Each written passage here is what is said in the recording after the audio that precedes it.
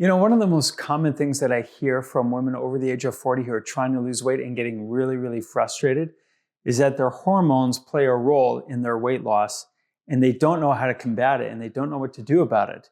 And I completely understand that. I know I'm not a woman, but I do understand what the body is going through because I've been in healthcare for over 18 years, and I know how the body responds to different things. So what I want to do is I want to give you 3 very easy, simple ways for you to combat the problem of hormones and trying to lose weight. The first thing that you want to do is you want to gain knowledge. The reason why you want to gain knowledge is because when you give up and you think that I don't know what's going on, it's not working for me, and you fail to seek to understand how your body works, then it becomes very difficult because the frustration then takes over as opposed to you kind of taking a big breath, kind of thinking, all right, what am I going to do? My weight is gaining, it's not reducing. How can I figure this out? Because you can figure it out. It is possible. I always tell everybody, it is not impossible to lose weight, not at all. If you believe it is, unfortunately, you're wrong. I'm here to tell you that it is not impossible, but you just have to gain some knowledge.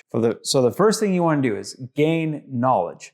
And what do I mean by that specifically in this case is that did you know that hormones maybe only account for up to about 200 calories worth of kind of weight fluctuation? What I mean by that is this. So the estrogen levels will drop. That means that your metabolic rate will slow somewhat. So that slowing of the metabolic rate may account for up to 200 calories. And what is that? That is about eating 1 bagel a day. So the impact of the hormone really is only about up to 1 bagel a day, which can be easily nullified by exercising a little bit more, eating a bit more properly. So don't think that the hormone itself, whether it's estrogen or a thyroid issue or a cortisol issue, they all are kind of about the same. They have some effect, but not an overriding effect. So you just have to understand that your hormones are not keeping you prisoner.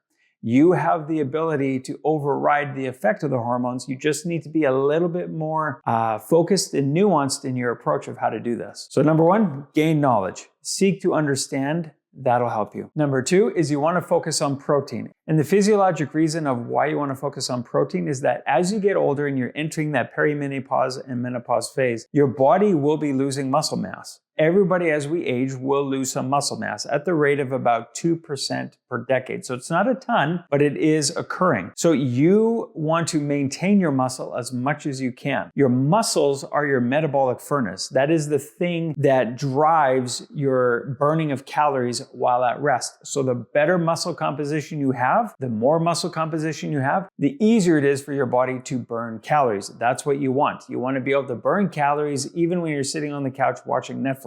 But it's very hard to do that if we get older and we don't have any muscle or we're not eating enough protein to rebuild what muscle we have, then it just doesn't really work that well. So the protein contains essential amino acids, which then rebuild the muscle. And especially if you are actually strength training, you need to eat that protein to rebuild that muscle after you've kind of broken it apart through your resistance training. One thing that a lot of people don't understand as well, you want to eat about 0.7 to maybe up to 1 gram of protein per lean body weight, right? For every pound of lean body weight. And all that means is that, so let's say you weigh, 180 pounds right now and you want to get down to 140. You're going to eat about 0.7 to 1 gram of protein for that 140 pound marker that you want to get to, not the 180 pound marker. Another thing that I like to say about protein and eating healthy or eating nutrients over calories is that think of your body as a house. And that house now is 50 years old, 60 years old, 45 years old. It has undergone some wear and tear. And if you had a house that was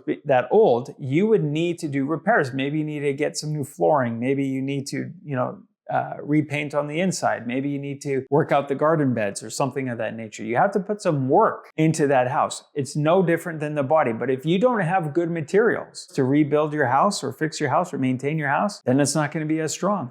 Right? So I always like to use this silly example. Imagine you have a plumbing leak, and instead of repairing the actual pipes and getting a good sealant in there, you just stick some gum on the leak or some silly putty, and you think, okay, maybe that'll stop it, or you just tape it up with duct tape. And that's going to stop it. Now, the duct tape may actually work for a little bit, but over the course of time, it's not really going to work well at all. So you need to give the house proper materials. You need to give your body proper materials as well. The third thing you want to do, and this is one of the most important things, is that you have to work up to getting at least 10,000 steps a day. And the reason why you want to do that is because when you exercise, when you get 10,000 steps, you are burning calories, which aids to creating a caloric deficit, which is the amount of calories you're eating below what your body needs. If you can stay in caloric deficit, then you will lose weight. Also, when you go walking 10,000 steps a day, you are getting your body moving, you are getting the muscles moving. And studies show that most adults, about 70% of adults, don't even walk 4,000 steps a day. So if you can imagine, your estrogen levels are getting lower, you're entering menopause, your metabolism is naturally slowing down. Plus, then let's say you're not picking nutrients over calories, you just eat whatever you want. And maybe because you're a bit more affluent, you're going out a bit more, maybe you're eating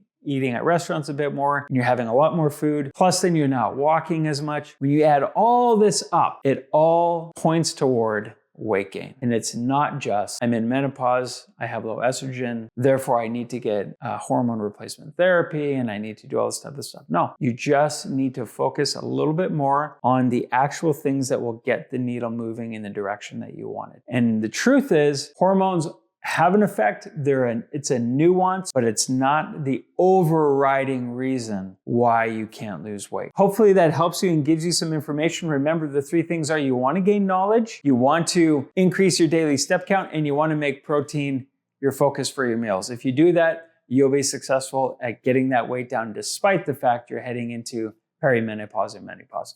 Hopefully that helps you.